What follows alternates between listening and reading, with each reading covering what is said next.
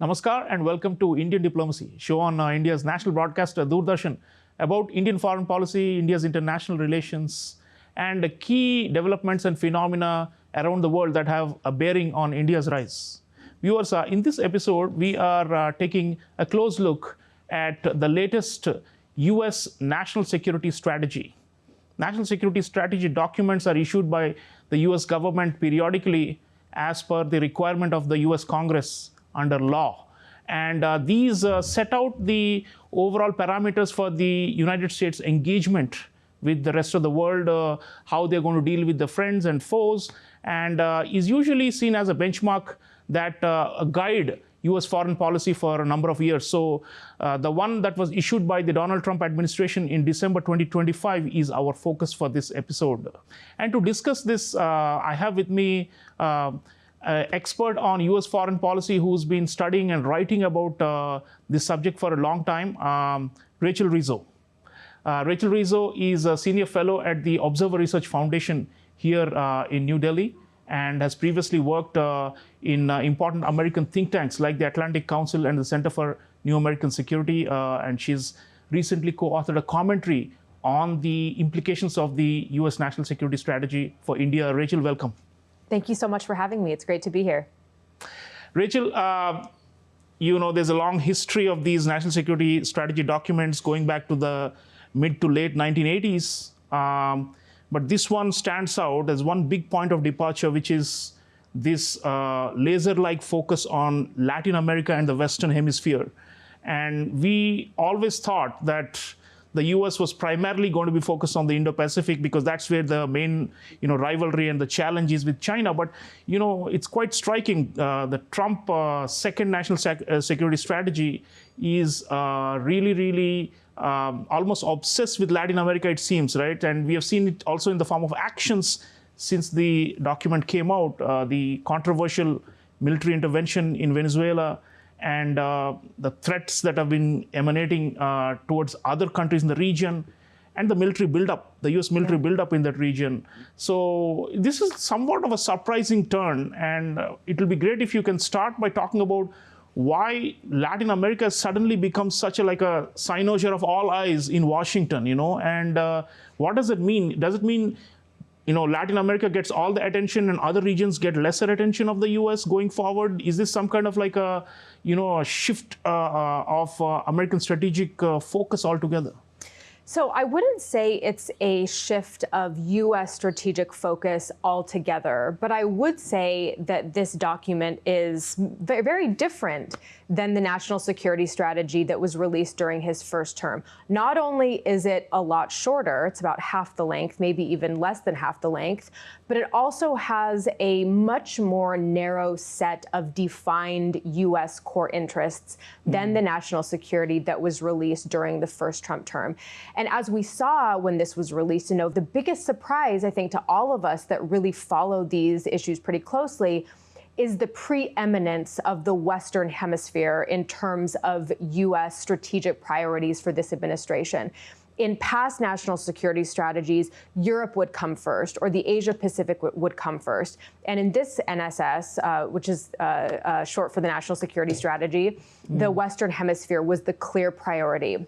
And there's a few reasons for this, I would think. The first is that Trump wants to implement what he refers to as a Monroe Doctrine, which is a play on the word Monroe Doctrine, right? Yeah. He sees as the United States maintaining hemispheric dominance in this region, right?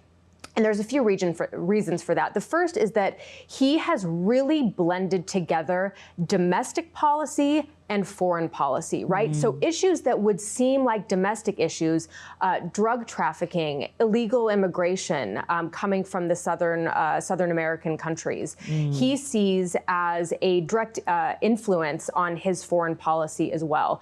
So some of the actions that he's taken, most notably nabbing Nicolas Maduro in a pre-dawn raid in early January, are part of this follow-through of mixing domestic and foreign policy together as was one. The other thing I would say is that he sees left-wing governments in Latin America as a threat to global stability. He calls them communist governments. And so I wouldn't necessarily think that he is going to stop at Venezuela. We could see some potential actions in Colombia, Cuba as well, which is very close to the heart of Secretary of State Marco Rubio. And then finally, I think he wants to make sure that no other global power can really claim a foothold in this region, namely China. So they have Belt and Road Initiative projects in South America. They have energy investments. And so he wants to make sure that he is maintaining hemispheric dominance through pretty bold actions, as we have already seen since the beginning of his presidency. Right. So domestic politics and domestic factors, obviously, always with Trump especially, they have a home constituency, the MAGA, Make America Great Again, all of them. I suppose that's a major factor. In Absolutely. fact, they're using terms like invasion of the U.S. and major threat coming from Latin America. So it's a very different conception of what is a threat, isn't it? And that's quite, striking. But you think that being in Latin America and concentrating forces there will mean reduction elsewhere? And they've talked about how some regions are not so important and we should actually get out of there, including the Middle East and such things. So is this some kind of like a zero-sum game where one region gets more and the others, then the U.S. withdraws?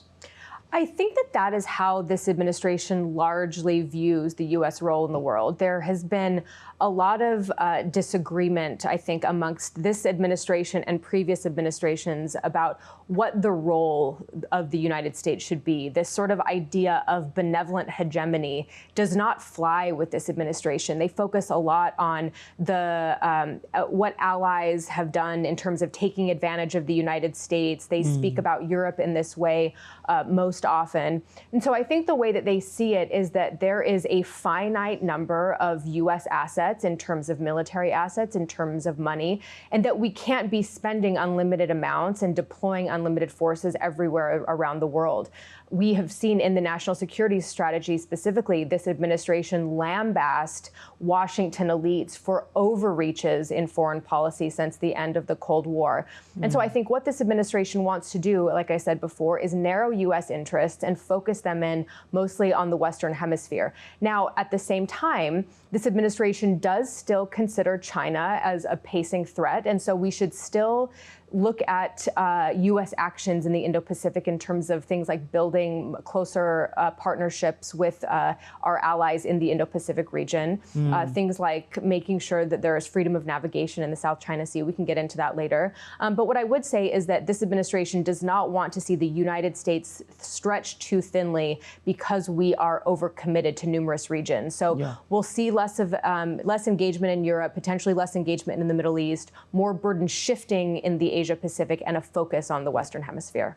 Yeah, burden shifting, buck passing. Sometimes we also, in academic literature, we talk about offshore balancing. Yes. These are all, coming to the fore now. And so, Rachel, in fact, I saw a very interesting phrase, in the national security strategy, it says that the United States is tired of being Atlas that is carrying the whole world on its shoulders, and therefore wants to,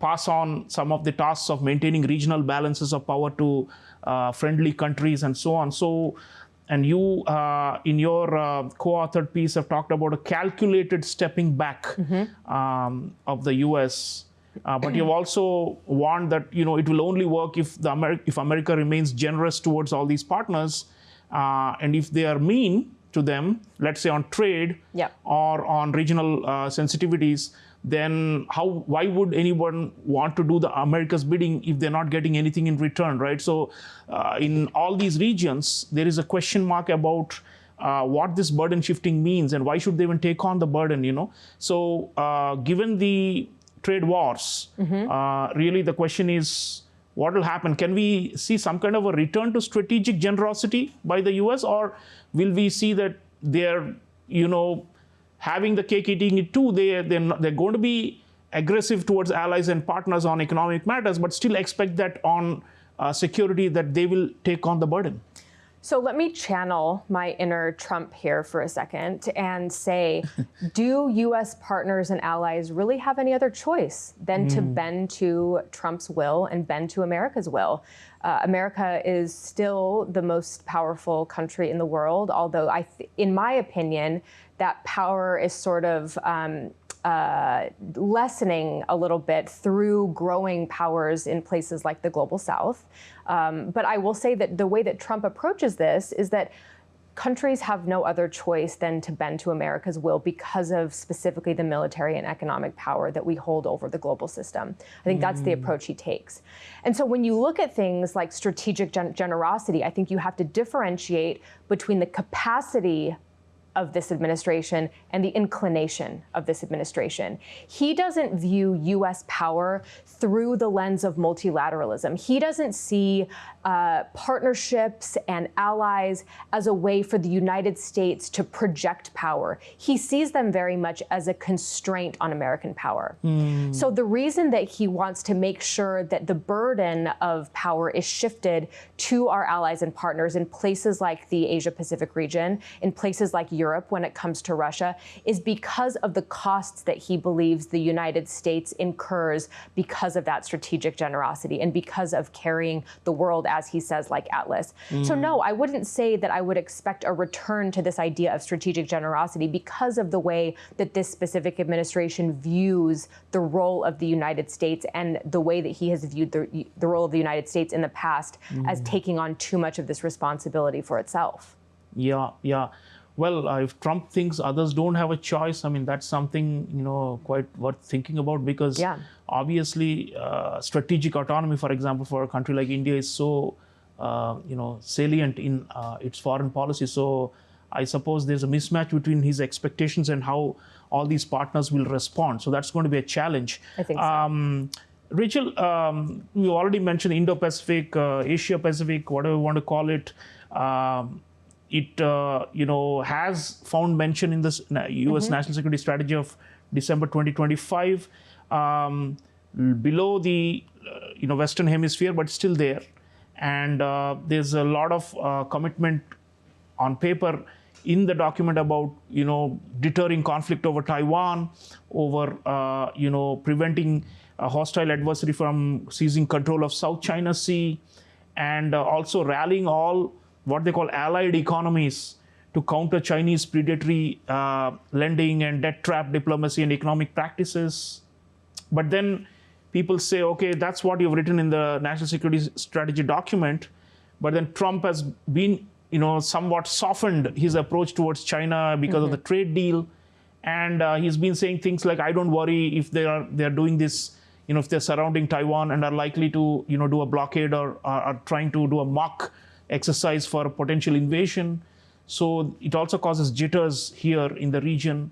So what is your take on this the Indo-Pacific region compared to, say, the Biden administration? What's the big shift that you're seeing and likely to see, and how credible are U.S. commitments, which have been stated on paper? Although they haven't mentioned China as the adversary per se openly, they're clearly hinting at, in this region, what do they mean by hostile adversary or predatory economic practices? They mean China only, right? So how do we, assess the U.S. role, counterbalancing of China, which is supposed to be, like sine qua non of U.S. foreign policy? Is it still on, or are there mixed signals coming out here? I think there are definitely mixed signals coming out here, but that's the point. Trump loves to send mixed signals. It's very rare that we see him make a specific statement and stand by it in a way that is predictable for our allies and partners abroad. So I kind of want to start answering this question by saying that a lot of people see what the United States did in Venezuela as a return to this spheres of influence type approach to foreign policy. That would suggest, if the United States has the Western Hemisphere as our sphere of influence, that Russia gets one potentially in Eastern Europe and China gets one in the Indo-Pacific.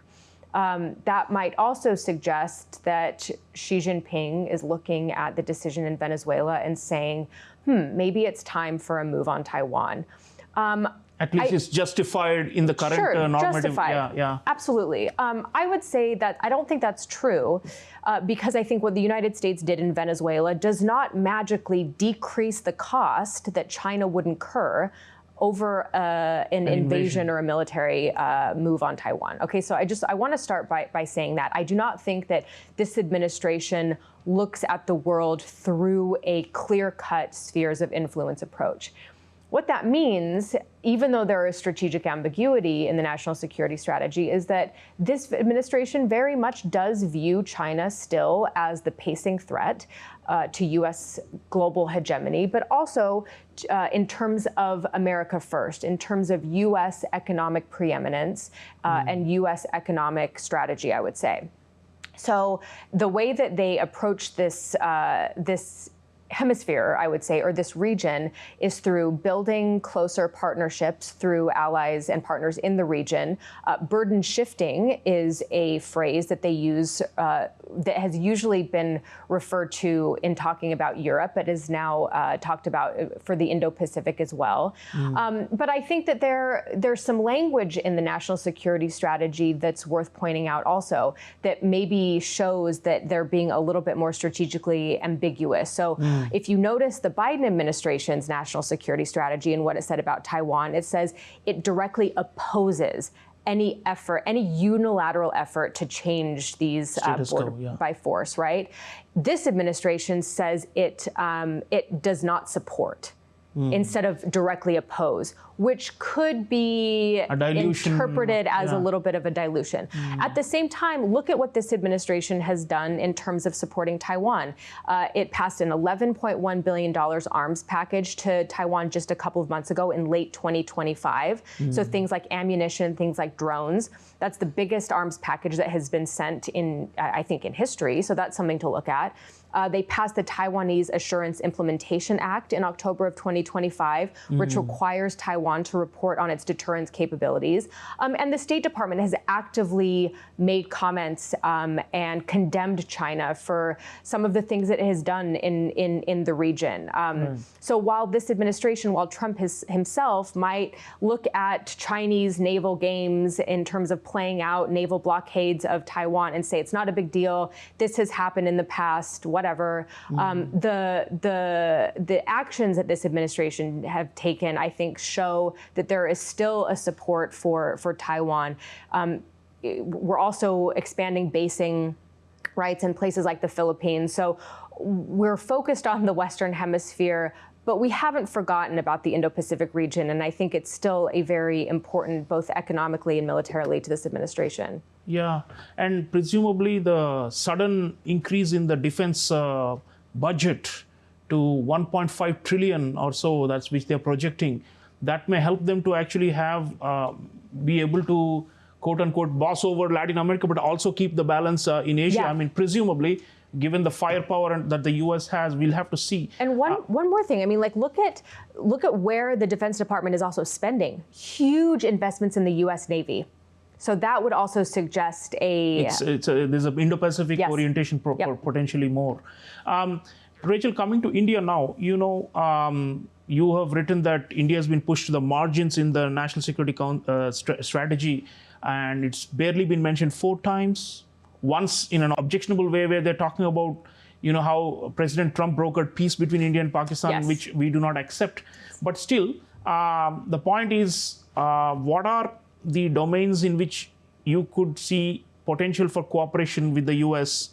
in spite of this so-called quote-unquote downgrade or something like that that India has now gotten in the overall U.S. grand strategy, it seems. Or maybe there isn't one, and it's just because of the trade dispute, it's not being openly said, or whatever it is. So let's talk about India's place in Trump's, you know, grand strategy, or Trump administration's grand strategy now, and how can we still harness some of the positive elements and take the partnership forward? Yeah, I mean, I think this administration actually does look at India as a key partner for U.S. Economic policy, U.S. foreign policy, military policy as well. I think there's a frustration on India's approach to non-alignment or multi-alignment, as they call it now. So the administration sees India's relationship with Russia. It is frustrated by it. We saw that earlier in late 2025, where there was a huge pressure campaign that Trump placed on India to cut off its supplies of Russian oil, to decrease its military spends from Russia. So I think that there's that broader strategic picture there. But there's also, which also means that the relationship is not in a great place at the moment. It's probably the worst it's been in years. And that's very notable, I would say. But that also, I think, belies the fact that there are still many areas of cooperation.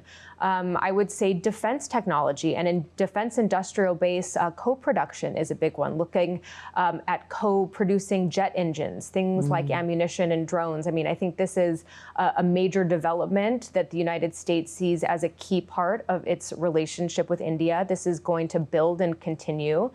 I would say maritime domain awareness in the Indian Ocean is also a big one. So partnering on things like naval exercises and reporting, I think is going to be extremely important, especially, as I said before, given this administration's continued focus on the Indo-Pacific region, especially in the maritime domain.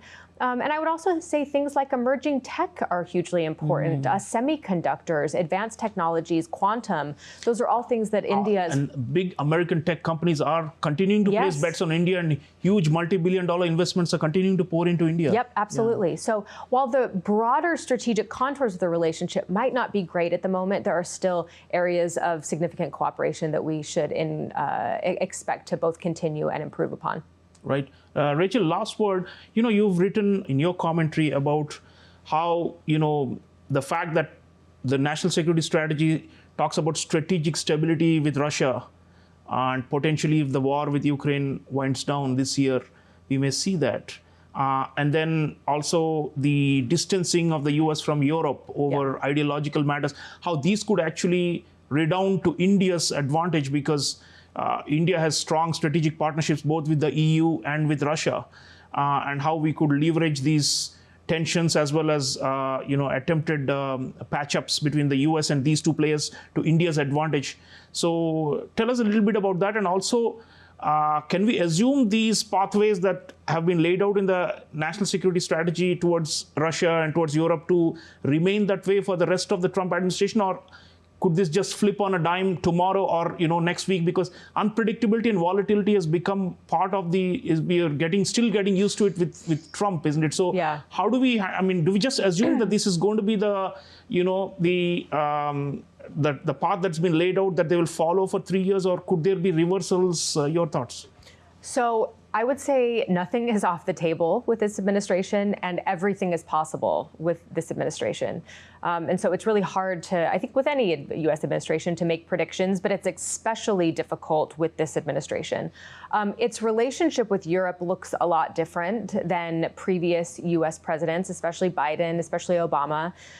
There is a sense with the Trump administration that there is a cultural change in Europe that is afoot through things like mass migration. And so you have the cultural elements of the MAGA base, which are much more, Christian right, anti-immigration, anti-Islam, I think is a big one, looking at political parties in Europe and making relationships with them to further their own domestic priorities. And so there's that. But what that also means is that the traditional elements of European policymaking circles, especially in Brussels, are looking for new partners. And that is, I think, where a country like India comes into play. So you have a president of the European Commission, Ursula von der Leyen, as Modi's guests for India's Republic Day celebrations in just late January of 2026. So I think January 26th she'll be here. And that is a huge marker of an advancement. And we're likely to sign the free trade agreement. Exactly. So the free trade agreement, but also what is potentially on the table is a security and defense agreement, which could open not just trade barriers that the FTA will open, but also really build more meaningful partnerships in terms of defense production. So that's a relationship that I'm going to be watching closely, the one between the EU and India, but also bilateral relationships with the EU and India as well. Maybe we have to thank Trump for it. Last word on Russia, our partnership with Russia has been in the crosshairs of Trump, like you said. But then what if Trump himself occasionally warms up to Russia, and it's like a seesaw kind of a situation? Yeah, I mean, this is why I think that India's relationship with Russia isn't going to change and probably shouldn't change based on what Trump says or does, because what he does is he likes to use a carrots and sticks approach to pull and push levers depending on what he sees as most strategically advantageous for him. So it's a constantly changing circle, or it's a constantly changing picture, I would say. But the inconsistency, I think, is the one consistent thing that we have in this particular administration. Yeah, viewers, there's an old saying that, in life, nothing is permanent except change. Absolutely. But the way things are going, with the second Trump administration, I don't know, how to rephrase this, but it looks like nothing is consistent except inconsistency, potentially. That's it. And from Monroe Doctrine to rethinking the role of the U.S. as the global sheriff or the cop. I mean, there are lots of significant shifts under this administration, and the world is continuing to be shocked by it, but also trying to adapt and adjust. India is also doing that, and we are still hopeful that the U.S.-India strategic partnership will go forward in spite of all these hurdles, because of the legacy and the investments we have made in this relationship over so many decades.